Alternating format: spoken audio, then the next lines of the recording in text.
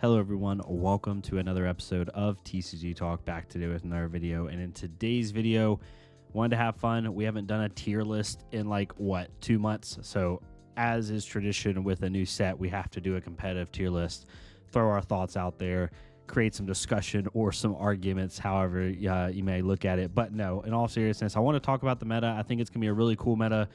I think it's gonna be very similar to the last one in terms of how many decks that are playable, but the manner and style of decks is going to change pretty rapidly, I think. So we'll get right into it. If you're new to the channel, welcome. Thank you so much for stopping by. Hopefully you enjoy your stay.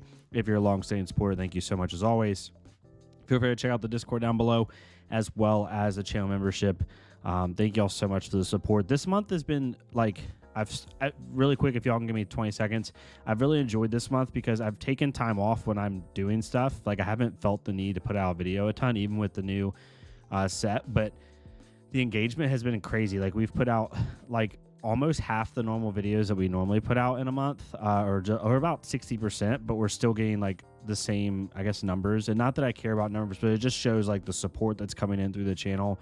And I just want to say thank y'all so much. I hope we can continue this, and y'all can give me ideas on what you want to see for Mistveil and stuff like that. Obviously, I'm going to do some like initial deck profiles and stuff for for Zen and New, and kind of go from there. But we'll get right into it. So I'm going to bring it up. I'm not going to do what I normally do and do like one hero at a time. I'm just going to bring up the image, and I'm going to talk through it. So caveat with this, if there's someone in here that's not in a spot you agree with, please tell me. Like, I am not saying I am the all-encompassing knowing when it comes to the meta and when it comes to being a competitive player.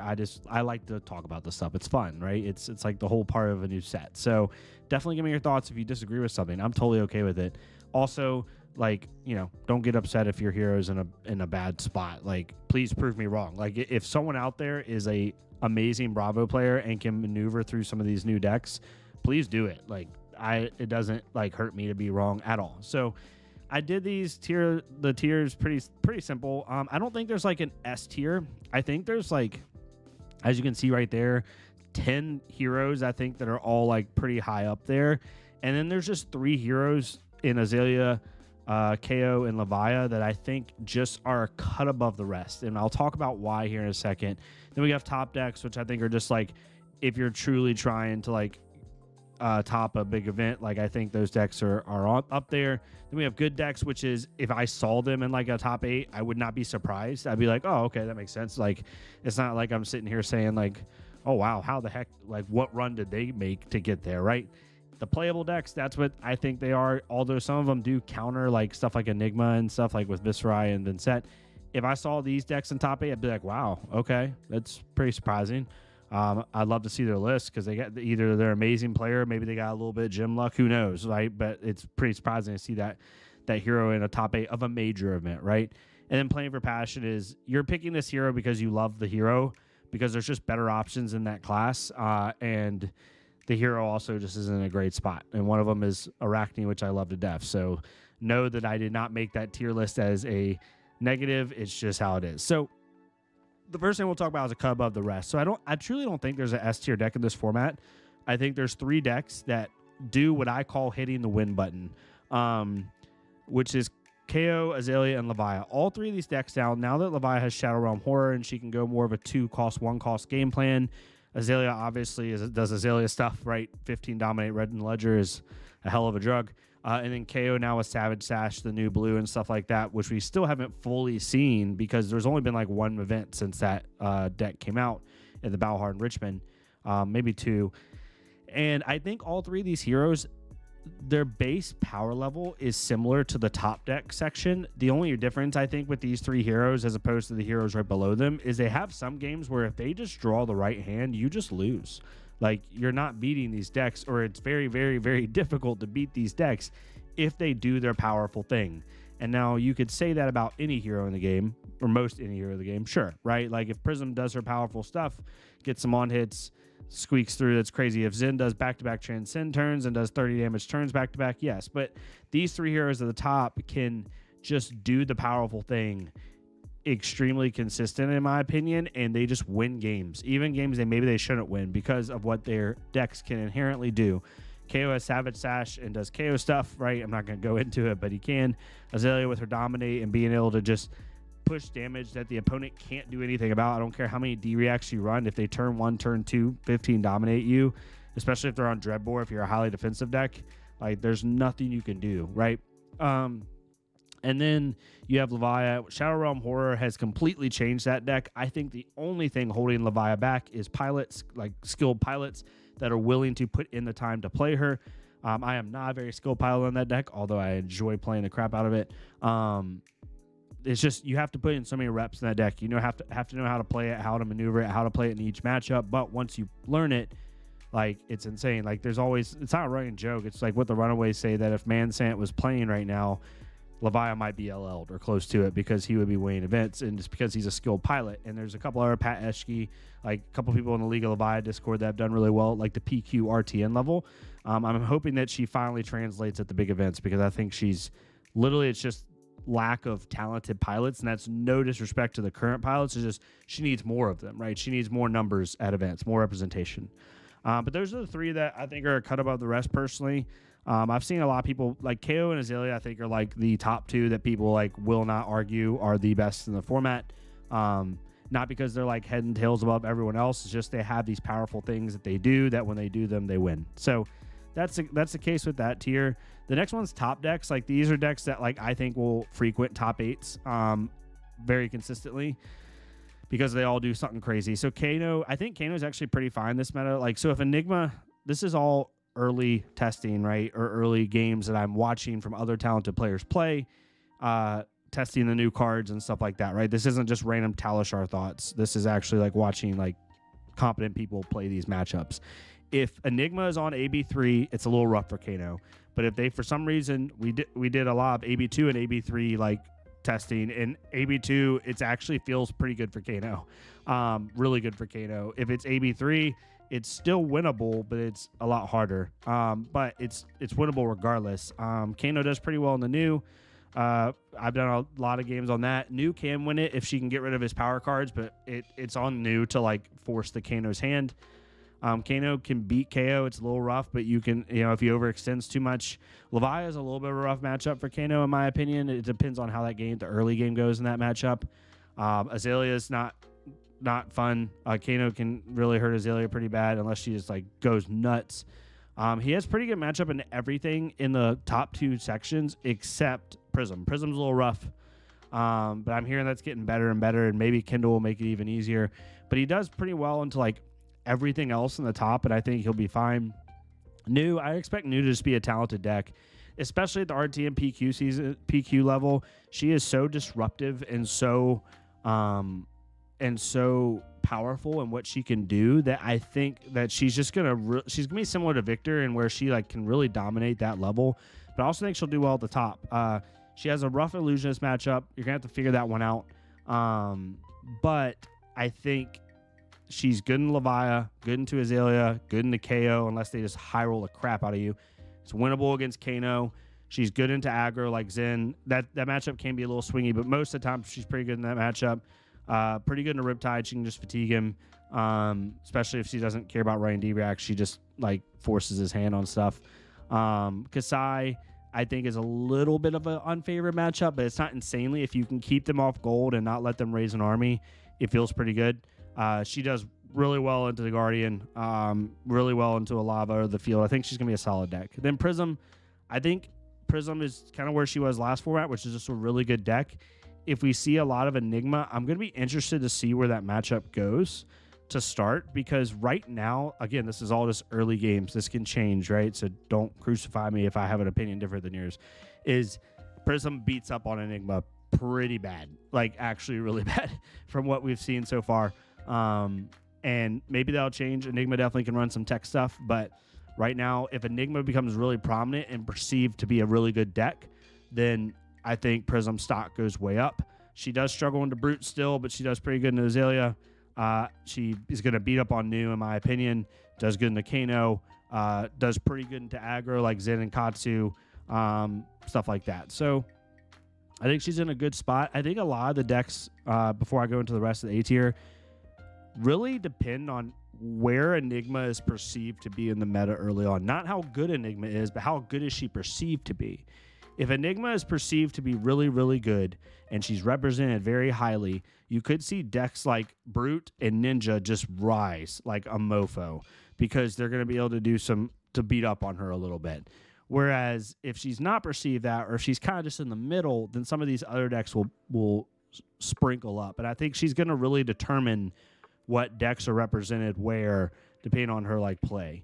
So Enigma and Zen are both really good. I think all three of the Mystic Heroes will be top in the meta. Not like the top, but they will be a top deck in the meta. All three are doing innately super powerful things. Again, the base floor of the power of the set is very high. It's definitely not quite up at Monarch and Tails, right? Like people were making the comparison, including myself, just because we haven't been even close to that since those sets. This is the closest we've ever been. I think all three of these heroes are going to be successful. Riptide, I know he hasn't gotten as much performance as the other heroes, although he did have a couple at the very end of the season last season at the Battle Hardens. Had a top 8, I think, at Battle Harden and the PQ Plus a Sunday event. Did pretty well in PQ season, not too bad. I think he's pretty good. He has a pretty good KO matchup, unless KO just absolutely high rolls. But most of the time, he actually has a pretty good KO matchup. Has a decent Leviah matchup. Like, Brute's just okay. Does well into Azalea, unless they run Dreadbore. And even if they do, it's still pretty close. He has 50-50 or better into most any matchup other than Illusionist. Illusionist, you're really going to have to tech for. And I do think the aggro Riptide that can then side into mid-range is going to be probably the better list because it has more game into Illusionist. But I do think Riptide is one, in my opinion, and I've been saying this for like over a season now, and he's slowly creeping up. I think Riptide is like the most underrated deck in the game right now, personally. I think it's just not a sexy deck. People don't want it to be good. People keep memeing on it, and it's just going to be good one day. And people are going to be like, oh, crap. And Kasai, I put Kasai in here because I think she's the best warrior right now. Her dynamic game plan with Raise an Army and Blood, along with her value engine through currency, is just really good. So, you know, I just have her in the top deck section. That could change, but I think she's the best warrior right now. Then we have good decks. Good decks, it's kind of what they say. Like I said, if I saw these decks in the top 8, I would not be flabbergasted, but I don't think they'll be perennial top 8, like, or consistent top 8 placers, right? Victor is rough right now. I think Illusionist is going to give Victor some problems. I think New gives Victor a lot of problems. I've played Victor about 5 times in that New matchup. It sucks for Victor. It sucks so bad. You have to block with your good reds, or else you just fuel good turns for me at the end game. Early on, people weren't siding out Terra Sunder, and I literally had like Terra Sunder and a Cranial Crush for 10 dominate on hit, discard the whole hand. But even after they started siding those out, I still had turns where I played like, you know, Mistveil. They didn't block it because they didn't want to waste the value. I Sirens called or something like that, or not Sirens called, but there was one turn where I Mistveil. They let it hit. I was able to play like a Surgical for 5 go again. They had to block it with 2 cards. I gave it go again with my go again Transcend card because it was like a 4 or 5 card hand, and then I was able to activate New and hit them with like freaking Debilitate Blue, like just like stupid stuff that you can do against them. That's just it's really rough. So if New's up there, if Enigma's up there, if Prism's up there, I think it's a little bit rough for Victor. He can still beat up on Zen. He does have an okay matchup in the Brutes, but he's going to have a rough matchup into Assassin and Illusionist. He's going to have a rough matchup into Kano. And I think Kasai is not fun for him either if the Kasai is talented and has a game plan. So I don't know. We'll see. I have Victor a little bit high just because even though a lot of people at the top, you know, like top players aren't high on him, he still does very well at the PQ and RTN level because people have a hard time making a game plan into him. And until you make a game plan into him, like I think he's going to continue to do well at that level. You just won't see him much battle hardened and higher. Dash, very good. Everyone keeps saying Dash is good, including myself, but we don't see her perform as well as we want to. She did really bad last season, in my opinion, for what people perceived her to be. As long as Brute's up at the top, I think she's going to have some trouble, but we'll see. Who knows? Dorinthia is solid. Like Hatchets and Dawnblade, I think, are both playable. I just don't think it's quite good as Kasai now that Jeremiah's gone. Uziri is a assassin I think a lot of people aren't talking about. She got some really good upgrades. Like, new I think is better, right, in a vacuum. I'm not going to sit here and try to like beat the Uziri train on, but she got Prognosis, which I think sides in there very easily as a blue stealth for her. She got Agony, which you can put in as a 1 or a 2 of and just force your opponent to respect it. She also has the Weakest Link, which is a really good 6 power 3 block that is very good on the flip into Prism and Enigma and even KO. So I think it's really good into that. Also good into all the Mystic Heroes because it cares about cards that don't have a base block. Yeah, I think she's solid. I think she could end up still performing pretty well. It's just, is her representation going to be high enough because people switch to new is their question. Next one is Katsu. Katsu's very good. It's just Zen's better right now. My opinion is flipped, and I'm okay with saying I was wrong. Katsu is better in a meta that doesn't want to block. Zen is better in a meta that doesn't require you to get on hit. Katsu requires those on hits, and now that we have so much fridge in the game and so much block value, it's really hard for Katsu to stay with Zen, right, when it comes to that. Then we have Fi, same thing. I think Fi is still a good deck. It's just it's the 3rd best ninja, and it doesn't quite do what Zen does, which is crazy to say. Then we have Bolton. Bolton's a pretty good deck and has had more success, and I'm just putting him in the good deck category. I don't keep track of Bolton a lot. I don't know what his perceived good and bad matchups are right now, but I do know last season his wins went up, and so I have to put him in the good deck situation. Then we have playable decks. This is where people are going to roast me in the comments. If a Vincent fan even got this far, I know they're going to get mad at me. Vincent, I'm going to skip Viscera for a second. Vincent has a very good Enigma matchup. Yes, very good.